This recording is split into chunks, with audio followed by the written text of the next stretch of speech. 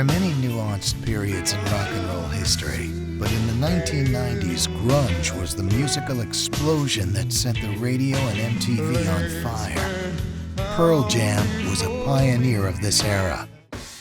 Grunge gave birth to a full-fledged culture, characterized by an expansive band roster, a gritty fashion sense, and a catalog of heady melodies that were both dismal and revitalizing.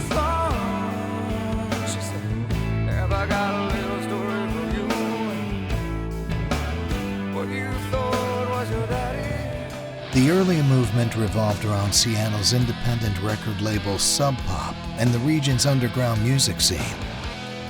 But by the mid-90s, its popularity had spread, partially because of the growing national festival scene, but also because the music reflected a growing cultural agitation. Grunge was the perfect storm of punk and classic rock. The socially critical lyrics and dark melodies made for a perfect soundtrack to the angst-ridden Generation X. The scene's cultural impact rose to cinematic proportions in Cameron Crowe's film about Seattle's music scene and its denizens, Singles. Pearl Jam starred as the lead band. A compliment for us is a compliment for you. No, man. We will not retreat. This band is unstoppable. This weekend, we rock Portland. Although the music and the bands came from the fringes, their album sales would make this period a unique turn in the history of musical countercultures. Huge commercial success came with the release of Pearl Jam's debut album, 10. Pearl Jam fused together the riff-heavy stadium rock of the 70s with the grit and anger of 80s post-punk. Without neglecting hooks and choruses, their compositions were powerful yet smooth arrangements, emblematic of Led Zeppelin, The Doors, The Who, and their idol, Neil Young.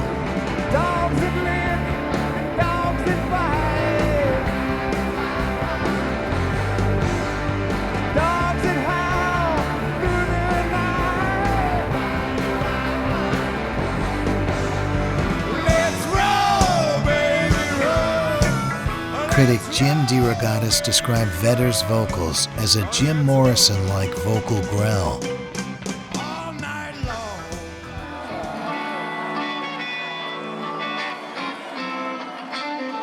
Jimi Hendrix influenced McCready's lead guitar style and experimental energy.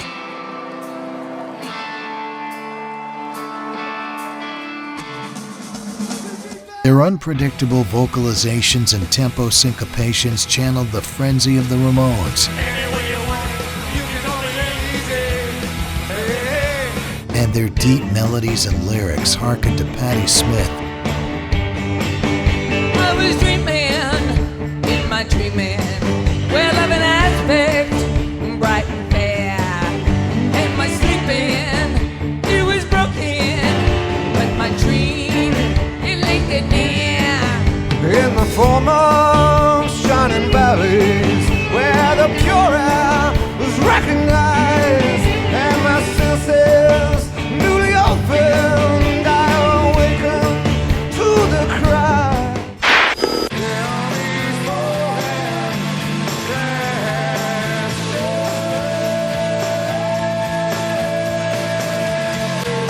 The band's lyrics were cerebral and emotionally charged.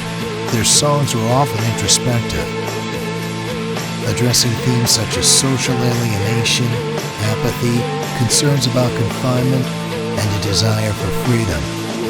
In the 70s were the me generation, and kids were left out, and the fact that they were left in a very tumultuous world without any guidance, it's very sad.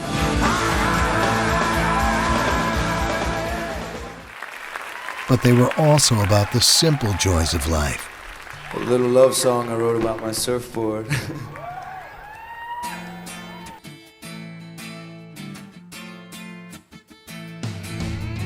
Pearl Jam spent the 90s appearing all over the globe in every festival, including Lollapalooza, the world's first wide-scale indie rock festival.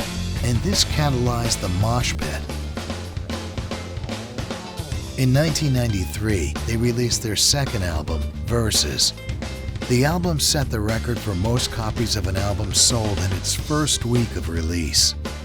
Paul Evans of Rolling Stone said, "Few American bands have arrived more clearly talented than this one did with 10, and then Verses topped that debut, like Jim Morrison and Pete Townsend. Vedder makes a forte of his psychological, mythic explorations." Pearl Jam has been described as modern rock radio's most influential stylists.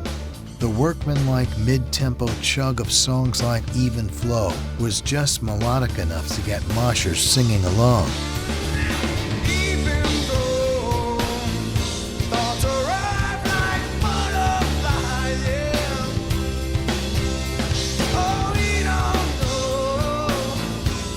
The band inspired and influenced a number of bands, ranging from Silverchair to Puddle of Mud, the White Stripes, and the Strokes.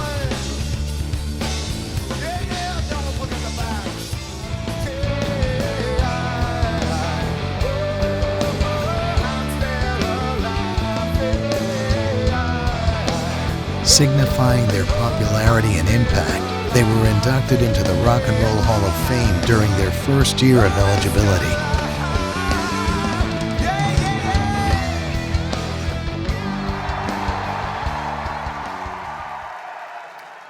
There was a period in my life when I couldn't stop doing this do-do-do-do-do-do-do, do-do-do-do-do-do-do, do-do-do-do-do-do-do.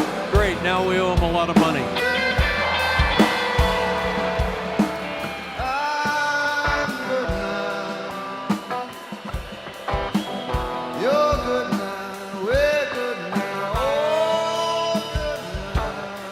Pearl Jam's sound and impact on music has always been impossible to ignore. They have made instinctual choices and collaborations throughout their entire musical careers that tap into social consciousness. The band leapt from underground obscurity to stardom and became an institution. They are still selling out arenas to this day.